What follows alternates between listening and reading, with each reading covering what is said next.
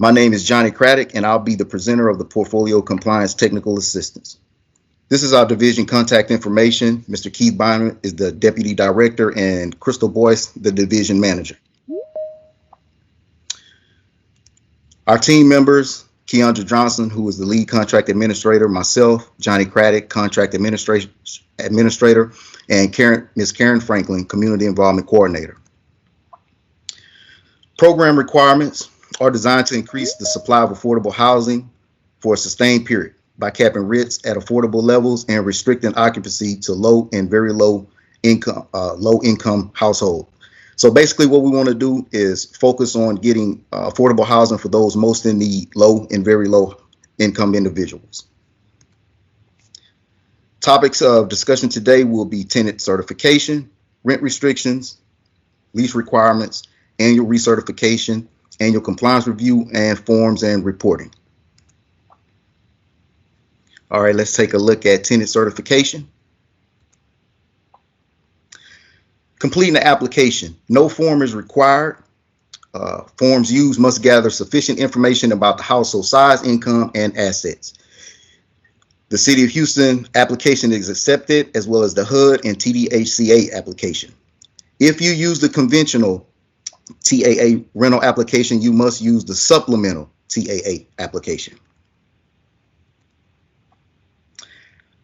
Applications must include all household members, 6 and older, social security numbers. Spouses may also submit a joint application.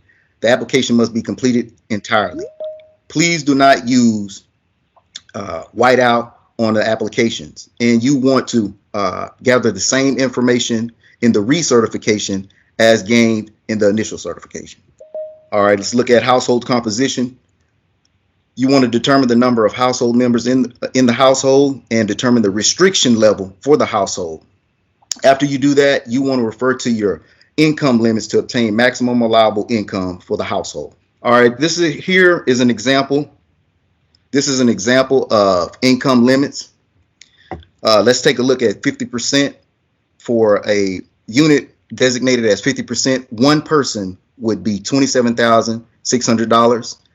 For 2 people, $31,550.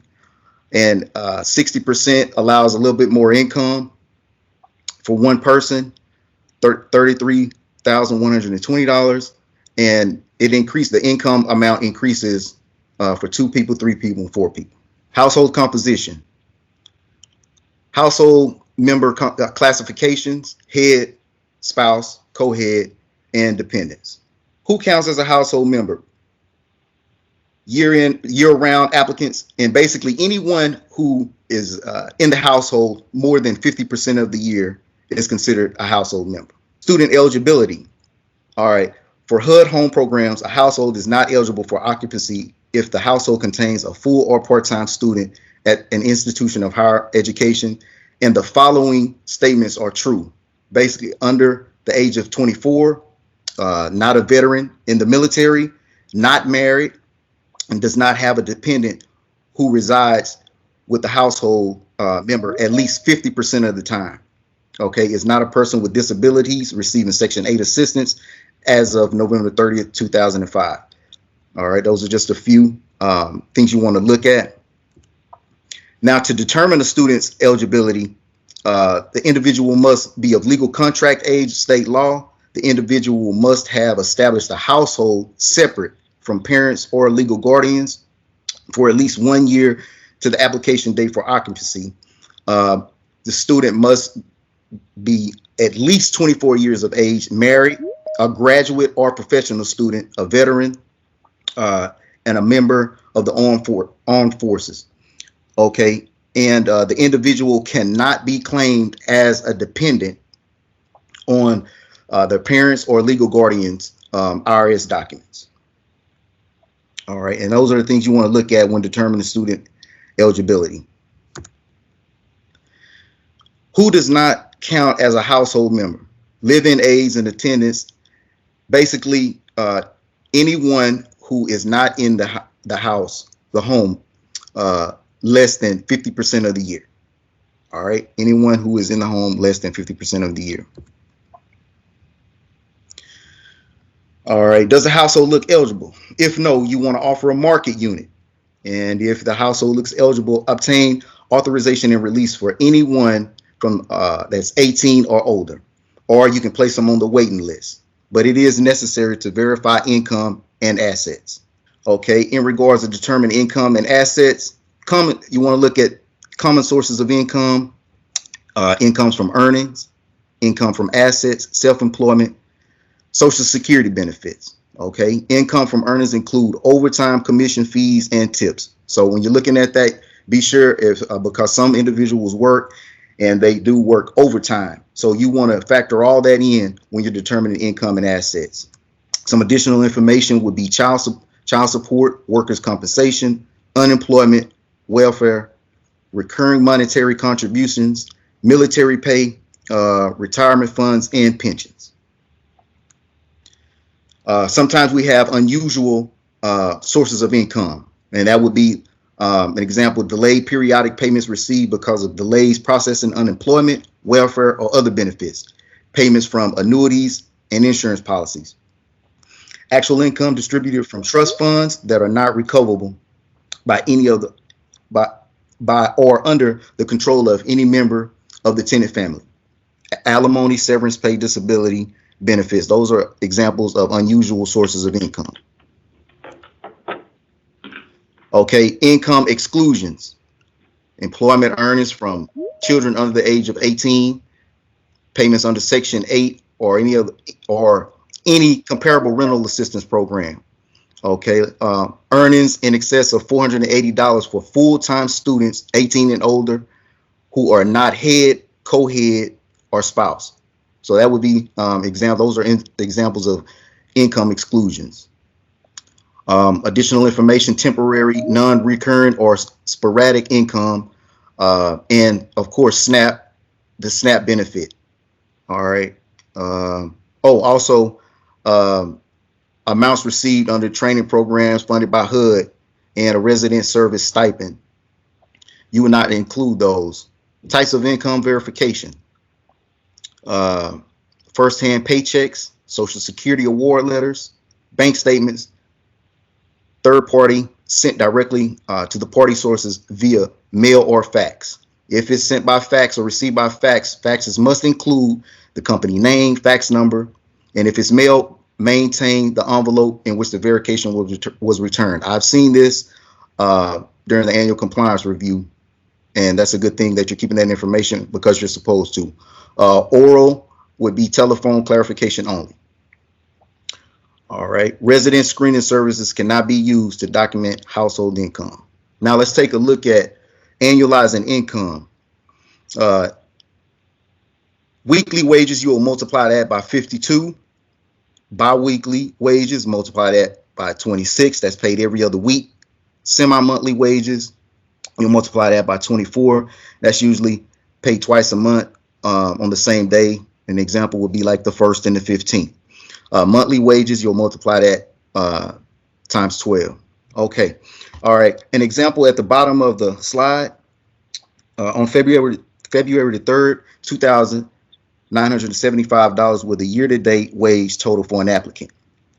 To calculate the expected income for their entire year, you would divide the $2,975 by 5. That's 5 weeks, weeks to date, and that equals $595. Then you'll multiply that by 52 weeks, and you'll get the grand total of $30,948.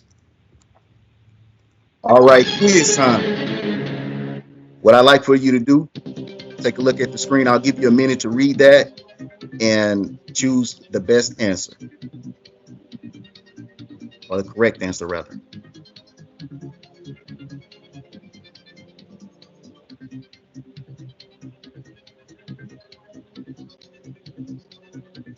All right, I'll give y'all another 30 seconds.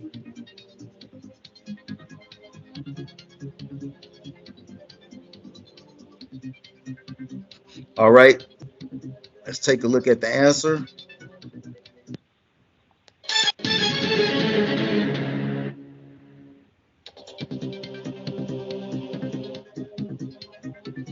Okay, hopefully everybody chose A.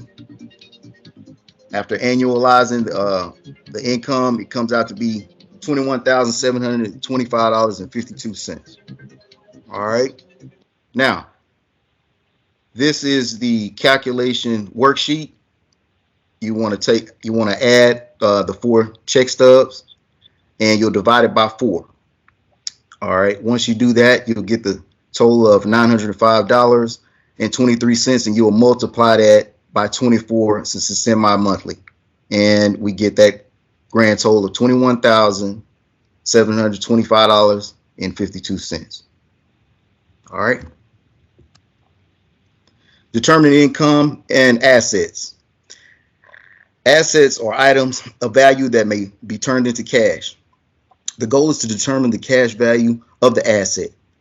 Income from assets must be included in the household's annual income. All right. Cash value of checking is 6 months average savings in current balance. All right. Equity in real property, other and capital investments. Cash value of trust available to the household. Stocks, bonds, savings certificates, and other investment accounts. IRA, KIA, and similar retirement accounts. Additional information in determining income and assets: cash value of whole or universal life insurance, personal property held as investments, lump sums, payments such as lottery winnings, mortgage and deed of trust held by the applicant, assets disposed for less than fair market value during two years preceding certification.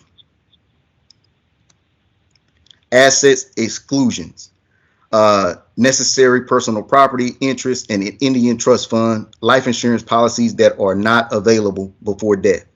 Basically, if you can't access it now, it doesn't count as an asset. All right. Determining cash value of assets. Cash value equals market value minus cost to convert the cash. Cost must be reasonable and may include penalties from premature withdrawals, broker and legal fees, real estate and settlement costs, and amounts still owed. All right. This information here is in regards to the under 5K rule. All right. If it's 5,000 or less, you use actual income from assets. If it's over 5,000, you use income from assets or imputed income. All right. Imputed income is a percentage of the value of family assets based on the current passbook savings rate established by HUD. And so we'll take a look at example 1, imputed income versus income from assets. So we take the cash value of assets from the checking, savings, and CD. You want to add that up. When we add that up, we get the total of $3,700. Okay, income from asset is $100.20. So you see that it's less than 5,000. So if assets are less than 5,000, we use income from assets, which would be the $100.20. Second example of imputed income versus income from assets. All right, again, we're going to add all the cash value of assets from the checkings account, the savings account, and there's a stamp collection. So once we add all that information, we get the total of 5,500. All right, so it's more than 5,000. All right, and what we're going to do is use the imputed income. If the imputed income is higher than income from assets, again, use the imputed income, and we get the total $3.30. Cash value, an example. An applicant owns a house with a fair market value of $100,000. There's an outstanding mortgage of $50,000 on the home. If the applicant were to sell the home, the total settlement cost would be $5,000. All right, let's take a look at that. Fair market value, $100,000. All right, cost to convert, outstanding mortgage is $50,000. Settlement costs, we see that $5,000. So that comes out to $55,000. And after you do the calculations, market value of asset, $100,000. the total cost to convert is $50,000. All right. And after we subtract that, we come up with the total amount, cash value of asset is $45,000. Okay, now we're going to take a look at rent restrictions and maintaining unit mix. This here is basically HUD releases the rent limits on an annual basis, and these are the updated rent limits, home rent limits. And look at the efficiency for a low unit would be $690. A high home rent efficiency would be $826. And the 1-bedroom low, $739. That's low unit, and the high unit would be $908. And you can see that it increases for the 2-bedroom, a low $887, $1096 for the high 2-bedroom. And these limits are released annually, usually around June or July every year. Maintaining unit mix during the affordability period. Basically what this is, some of you all have fixed properties, some of you have floating properties. If the properties with fixed units have specific units, an example would be units 101, 102, and 103. Those units would remain the same throughout the duration of the affordability period. But for floating units, properties with floating units do not have specific units that are designated assisted for the duration of the affordability period. Okay, all right, fixed versus floating. The PJs determine whether the units are fixed home units or floating units. Home units, at the time, it commits home funds to the property. So this is something that's established at the beginning of the process when owners are trying to receive funding from the city of Houston for their property. That's determined again in the beginning, whether it be floating or fixed property. Having floating home units, it is different. The units means, having floating home units means a unit is initially designated as a home unit, but that may change throughout the affordability period. Again, units 101, 102, and 103 at a floating property, they do not have to remain designated use throughout the duration of the affordability period. But if you are required to have 120 designated units, you have to have 120 designated units at all times, whether the property is fixed or floating. This here is an example. This is just information in regards to the tax credit program and home credit combined. And this is additional information for both programs combined. All right, I'll give you a minute, read the information, and select whether it's true or false.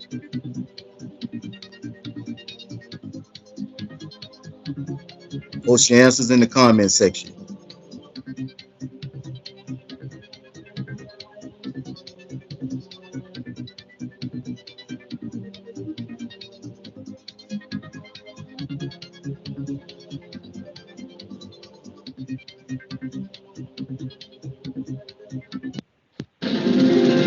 All right, hopefully you all chose false. Okay.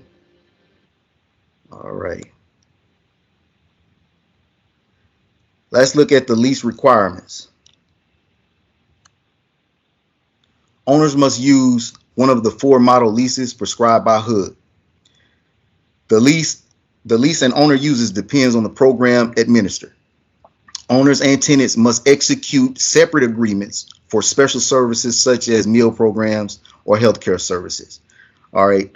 The head of household, spouse, and anybody that's an adult in the household must sign the lease as well as the lease addendum. All right. In regards to the lease addendum, prohibited lease terms. The lease may not contain any of the following provisions: agreement to be sued, treatment of property, excusing the owner from responsibility, waiver of notice, waiver of legal proceedings, waiver of jury trial, waiver of right to appeal court decision, tenant chargeable with the cost of legal actions regardless of the outcome.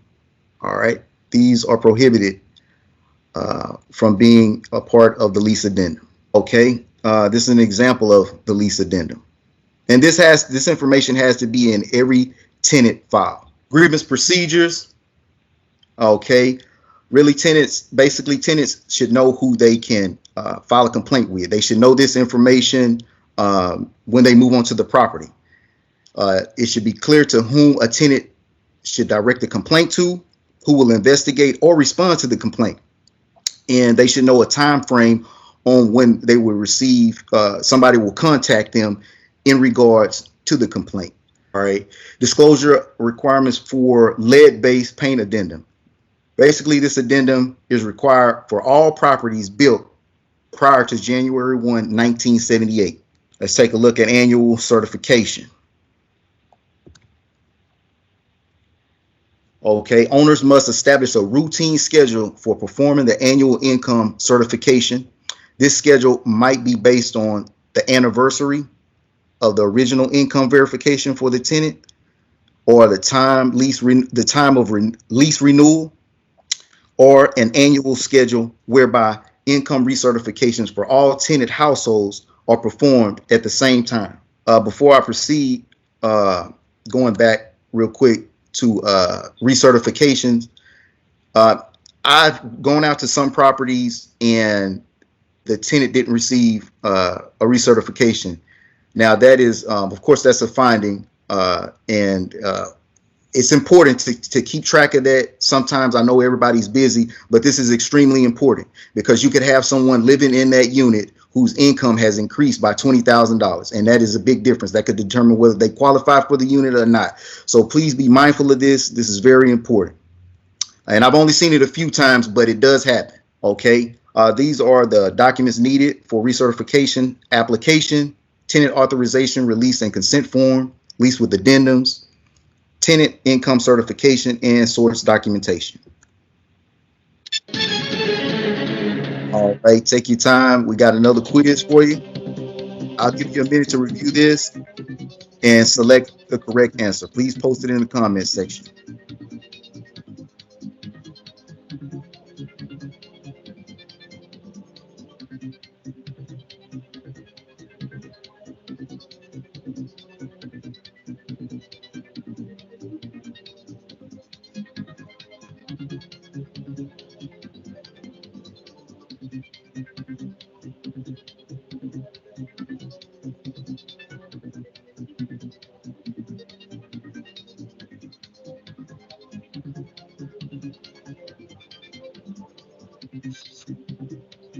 All right, I'll give y'all a few more seconds to decide which is the correct answer.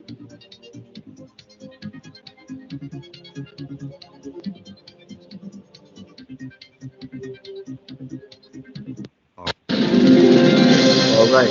At recertification, a household in the floating low home unit experiences an income increase that takes them from very low to low income category. And the correct answer would be to rent the next available high home unit as a low home and then redesignate the over the income unit as a high home unit. All right. And you have this flexibility at properties that have floating units. All right. Annual compliance review. All right. This is where myself and my coworker come out for the annual review. We review documents, and the inspectors review the outside of the property as well as inside of the units, the restrictive units. Okay. All right. During this review assessment, these are the following items that we look for and we review. Okay. Tenant files, occupancy reports, affirmative marketing material, tenant selection plan, waiting list, notice to vacate / eviction letter, refusal, rejection letter, 30-day rent increase, and fair housing requirements. I noticed sometimes you may not have individuals whom you had to evict, but you still need to have a sample of notice to vacate or eviction letter on file. So remember that, because I've had to tell a few property managers where you still should have a sample for us to view just in case. And some of you don't have this issue, but again, it's important to have a sample letter on file because you never know what could happen. Forms and reporting. All right, you can access pretty much all the forms that you need at this website, and I'll leave this on the screen just in case you want to write this down. Let's talk about the quarterly compliance report. This report is due quarterly, and it's due on the 15th of the due month. And listed on the screen is the due dates for the quarterly compliance report. October the 15th, January the 15th, April the 15th, which was last week. So kudos to everybody that has submitted theirs on time. Thank you so much. And July 15th. It's important that you get this report to me or my coworker on time. There's a big report that we have to do in July. It is very tedious and it takes a long time. And so again, it's important because we need that information. Now, if I don't receive it in a timely manner, there's a nice email that I have to send out to you all that I don't like sending. And please don't get offended, but I have to send that email. It's highlighted in red, and it basically states that you are not in compliance. So if you receive that email, that means I haven't received your report. All right. So please, again, submit the reports on time. October the 15th, January the 15th, April 15th, and July the 15th. The rent schedule. A proposed rent schedule along with the current utility schedule, rent and income limits are required to calculate rents. The compliance monitor, which is myself or Ms. Keandra Johnson, will review and approve rents proposed by the owner for units subject to the maximum rent limits. All right. For all units subject to the maximum rent limitations for which the tenant is paying utilities and services, the owner must ensure that the rents do not exceed the maximum rent minus the monthly allowances for the utilities and services. I'm going to read that last part again. For all units subject to the maximum rent limits for which the tenant is paying utilities and services, the owner must ensure that rents do not exceed maximum rent limits, rent minus the monthly allowances for the utility services. Basically, your rent as well as utility allowance cannot exceed those limits set by HUD. We do not set those limits. HUD sets the limits. Anytime there's any changes with the rent schedule, it has to be approved by the property jurisdiction, which is the city of Houston. And that will be, of course, myself or Ms. Keandra Johnson. Okay, the owner must lower the rents if HUD published home rent limits decrease, or if the tenant pays utilities and the utility allowances increases more than the HUD published home rent limits. Again, you cannot exceed the rent limits set by HUD. Some years they may increase, some years they may decrease, but you cannot exceed those limits. All right, taking a look at the rent schedule template. Really, the only issue that we have sometimes, if you take a look at the rent schedule when completing it, column F, some of you all will put the rent that you're charging that is different from the home rent limits in column F. Please remember to the rent limits that we send y'all along with the income limits. But this is basically rent limits. In column F, please put the maximum allowable rent that HUD has issued. And every year we send it out again, June, July. That's what you put in column F, always. Utility allowances. The owner must establish a maximum monthly allowance for utilities and services and update the allowance annually. The owner must use the HUD utility schedule model or otherwise determine utility allowance for the project based on the type of utilities used at the project. Utility adjustments proposed by owners for specific projects that differ from the HUD utility schedule model must be approved and supported by documentation. Here is a copy of utility allowance that we send out to property managers or those in charge of compliance at the property. This information is released usually around December. I'm not sure why they don't release rent limits, income limits, and utility allowances at the same time, but we have no control over that. But we do send this out. Once we receive it, we send it out, and it's usually December, January. Regulatory reminders. This is important. Fair housing poster. When we come on site or tenants come on site to apply for a unit at your property, one of the first things we should see is the fair housing poster. Sometimes it's not as easy accessible, and sometimes tenants or myself and Keandra may not see it. So try to ensure that this is visible at all times as soon as someone enters the office, enters your leasing office.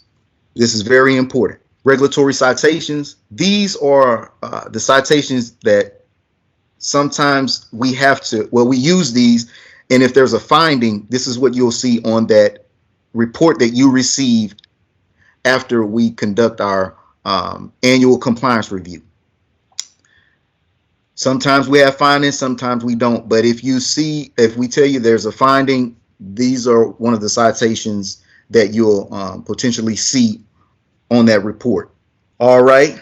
Thank you all for joining us. And if you have any questions and comments at this time, myself, I'll try to do the best I can to answer them, but I do have some help here.